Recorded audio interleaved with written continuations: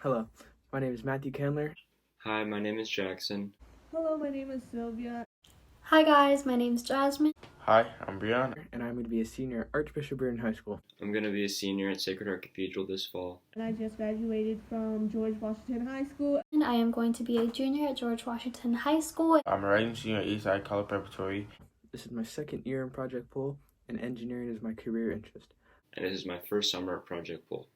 This summer, my career interest is communications. This is my second year with Project Pool. This year, my career interest is environmental sciences. This is my first year in Project Pool. My career interest is environmental science. This is my first year at Project Pool, and for my career path, I chose environmental sciences. I'm the director for our group known as the Lil Shoppers. And I am summary writer and researcher for my group. And I am the researcher and the summary writer. I'm the minute taker and a researcher for our group. And for my team, I am the video editor. Local businesses provide jobs for people in the community and often strive to keep their community stable financially. Here in the Bay Area, many small businesses have been forced to close down in the past months, leaving business owners with financial troubles. Has there been a drastic drop in purchases? Not recently, but at first there were definitely significantly fewer people coming in. So that's why we also had to adjust our hours. We were open an hour later, 8 to 3 instead of 7 to 4 for a while. But recently it's been picking up again. We've been pretty busy on weekends and stuff. So yeah, I mean at first there definitely was a drop in people coming in general. So yeah, I would say at first, but not anymore. It has dropped, but not drastically, because people are eager to go out and spend money. They want to get out of the house, it has gone down 50%. That I can assure you. But there is more people coming in. I think that is beginning to pick up, because we've been closed for 3 months. Wow. So now I think people are asking, are you open? Yeah, so they start coming back. But people are very reluctant about the whole situation, So. What has been the hardest part to deal with? The hardest part is to keep employees on a full-time basis. That's the hardest part. Because of the short hours of business, we were forced into having people working part-time only. Honestly, the hardest part to deal with is probably making sure every customer feels safe, 6 feet apart, has a mask on, and just being comfortable coming into the store, making sure everyone's safe. I would say definitely in terms of the bakery, we've had to adjust our schedules and everything, and obviously we're not requiring people to work right now, so it's anyone who is volunteering. So we did at first there were people that took time off. I took time off in the beginning, because I live with my family and everything. So it's been hard adjusting the schedule and just figuring out how to adjust everything that we do with the new timing and everything. And at first there was a lot less people, so it was harder to deal with that for sure. But I mean, yeah, it's been a lot better recently. Is your business struggling financially? If so, has your business faced a struggle like this before? Yes, we are definitely doing about 50% of the sales daily that we used to do. Never before have we been through something like this, not 50%. There's always been the struggles of summertime, with your family. I'm sure before you guys used to go away. Well, all the businesses struggle, This business is okay, but we make most of our money in our import-export. So those are the months that I could predict, July was a slow month in the beginning of August, or January is always a slow month because people go on diets and they cut sugar out and they don't buy scones and muffins and they don't buy lattes, they buy cups of coffee and tea. So that's definitely changed. What have you done to try and stay open? Well, it's hard because there is a lot of restrictions. We have to fill out 11 pages of protocol before we open again. So it was really hard. And we had to retrain everybody, which is expensive and it's hard. And also it's a completely different animal. It's really, it's not easy to readjust to the pandemic, Have you had to stop buying any products because they're too expensive to cover? Not yet.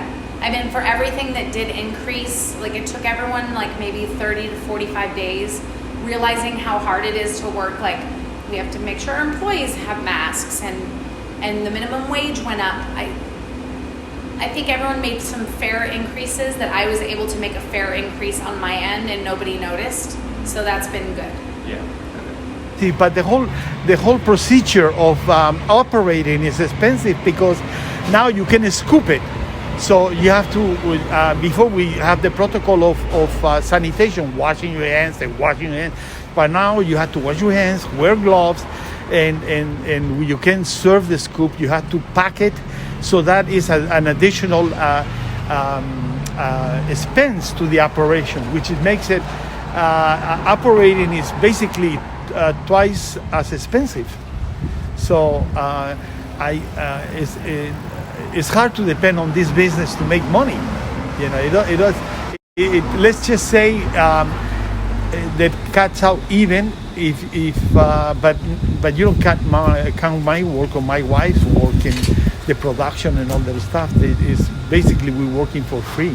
We just want to keep the business rolling so the students can keep going to school. That's it. That's awesome. Yeah. Have you had to let go of any of your workers? Two of my other part-time employees had full-time jobs. They were only working here a few days a week because they'd been here forever and they wanted to still be a part of the store and the community. So I was able, they completely understood that I was like, I can't give you those 2 days that I used to give you because everyone that works here full-time, I need to give it to them. So, but we don't have as many hours that we had before, though. Yeah. You know. Have you had to invest in any loans? Not loans. We financially okay, but we did take out the loan that was offered by the government. You know, with the payback, and I mean, you know, the government never gives you free money. You know, it's just we took it just to have a caution, just in case we needed it, because the bank industry, you know, they're not going to lend you money. If they do, they do it at outrageous interest rates, as you know. And final question: do you think you will be able to rebuild your business back to where you once were? It's right in the border of Mexico. Honestly, it's hard to say. Recently, it has been picking up a lot more, so it like almost does feel like it used to be. But I would hope so. Like it seems like it might. Yeah, I think we'd be able to. But it's really hard to say because it's like. It's so different right now. I'm so used to like how it's been right now.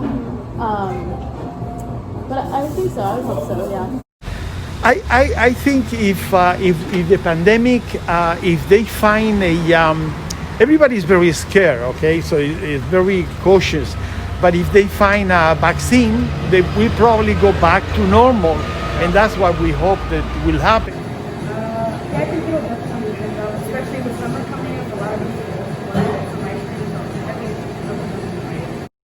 We don't know anything, so we're really just hanging in there, you know. So in the future, I would like to see other businesses rebuild themselves.